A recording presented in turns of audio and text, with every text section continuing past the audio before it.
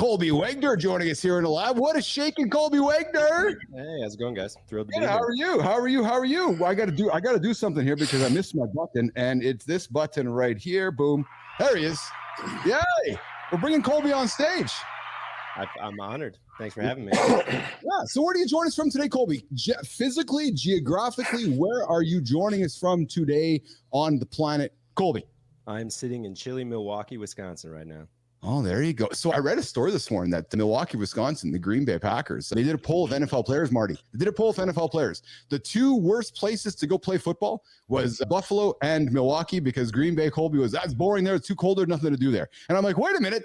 That's like Winnipeg. All the hockey players come to Winnipeg and like, fuck, we hate Winnipeg. I'm like, yeah, Green Bay and Winnipeg are in the same box. Colby, is it as boring in Milwaukee as everybody says it is? I've been there, by the way. It wasn't boring for me. Yeah, honestly, I've lived in New York, Chicago, Milwaukee. I thought it would be more boring than it is. Milwaukee's got plenty to offer. There you go. So, John, Marty, Colby is the founder of the Autonomy Agency. Oh, there's a big word for us this morning. Autonomy Agency, helping marketing agency owners keep their clients happy and stress levels low while growing their business. After burning out twice, dude, not once. You didn't learn your lesson the first time, Colby. After burning out twice while running a multi-million-dollar agency, Colby shifted gears to focus on, Johnny, get this, man, balance, you'll love this, purpose, and sustainable growth. Now, Colby's coached countless agency owners on scaling from 6 to 7 figures with less stress using methods he's honed over 12 years and thousands of clients. He's all about building businesses around values and purpose, making him a game changer in the marketing world. Yet, Colby, in your journey, burnout almost knocked you down twice. So before we get into the big discussion and deep dive around surviving entrepreneurship, tips to staying mentally, physically, and fit, so forth, let's get into knowing Colby. What's shaking, Colby? Talk about your journey a little bit, pal. Yeah, I mean, I pretty much everything I've got is hard earned, right? It's pretty noisy out in the world. So like in terms of what I'm trying to do, like I just walked away from my full-time agency amicably, totally on my choice. Asked myself, like, how can I have the most impact? And I've had 1,000, 1,100 marketing clients in my career. And I was like, if I could actually help other agency owners, that impact is even larger than just serving clients directly. So I'm taking the leap and growing wings on Autonomy Agency. So Autonomy Agency is basically launching in 2 weeks. It's not even fully live yet.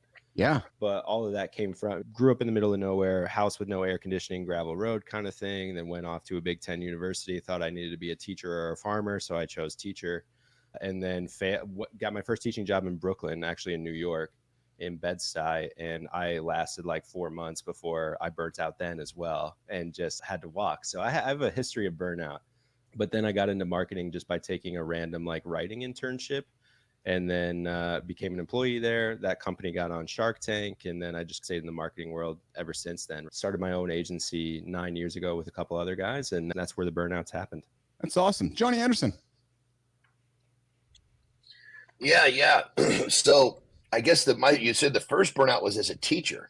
So what kind of talk to us about clearly this burnout, the pressure can come from many different angles or many different platforms. Talk to us a little bit about the one from teaching. I get the one from business. I totally get that. But teaching seems, from what I can see, maybe a little more of a controllable environment, but clearly I'm mistaken.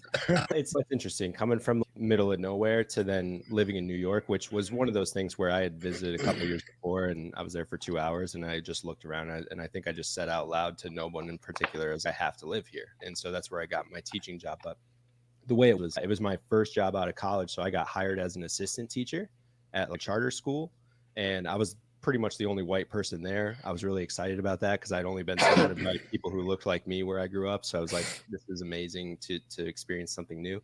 But within 2 weeks, actually half the staff quit. So I went from an assistant teacher to a full-time teacher, responsible for 5th and 6th grade. So it was like 100 students, and no pay bump, didn't even get like the promotional title increase or anything like that. And I was making $40K a year in New York to work 16-hour days. And so 4 months doesn't seem like a lot, but I lasted, I don't know, 800% longer than most of the people. And I by the end, I couldn't keep like food down, and I was engaged at the time. I was not a good fiance. I was bottling it all up. And so the final week, like just because I couldn't eat anything, I lost 12 pounds in a week, which is that's considerable for someone of my size. I'm not like crazy heavy person. And so it was just from just a physical point of view. A couple of people said I looked gaunt, and I was like, maybe this isn't sustainable. So again, jumped off a cliff with no plan.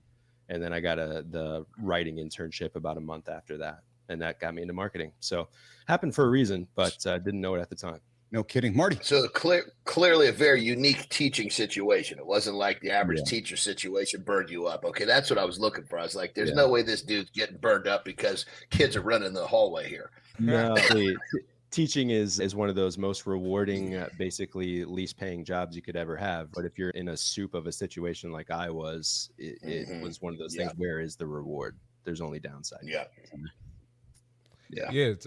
Talk about, so you made the transition from teaching. Did you have a passion for writing, or was it like, I just need to get a job and get into something? And then you stuck around with marketing. What was it about marketing that made you want to stick around and stay in that field? Yeah. I love the question, Marty. Originally, I was just like, who will pay me to write? Because I was convinced I was going to write like the next great American novel or something. Right? And I was also desperate. So like it's not a good look to be engaged and for the woman of your dreams to be like, oh, you just left all this money, you're a deadbeat, get something, right? I've always been a hard worker, but I did not feel good at the time. And so when someone just offered me a $300 a month in New York, which is obviously poverty, to write some blogs, I was like, I'll take it. I can write. Let's give it a go. And the way that looked was basically I was just sitting among other 20 somethings in an office in Chinatown. And I saw what they were doing after about 20, 30 days. And so I just went to the owner and I was just like, hey, I think I can do what they do. I've never done it before, but it looks easy enough to me. Can I have a job? And because it was one of those startups, they're like, yeah, sure. And so I basically turned a $300 a month thing into a conversation of, hey, I have no experience. And I think it was like $30K or something, still super low. But that was my fortune of just making the ask. And they said, yeah. So I never had any intention of going into marketing. I always wanted to write. And the older I get, the less likely I'll write that great American novel. But I do write every day still. And mostly for like personal brand stuff, which we might get into later. Awesome. Hey, you're hanging out with Colby Wagner, Keith Billis, John Anderson, and C. Marty Fit. Mornings and Live with Keith and Friends, the only morning show to get you guys out of bed in the morning and help you prevent hitting that snooze button. If you hit the snooze button, you're already 9 minutes behind, so get your fucking ass out of bed right now. All right, it's time. It's time to do this. We got a young man on the show. His name's Christopher Martin. He's lifted a couple things in his life, Johnny. He's put them down, too. He's run a few times, too. And he's thrown a few basketballs in his life, too. And he's got some advice for you guys that's going to help you man. today. Come on, Marty, man. It's your time, brother. Go ahead and get it, brother. Go get it, Marty.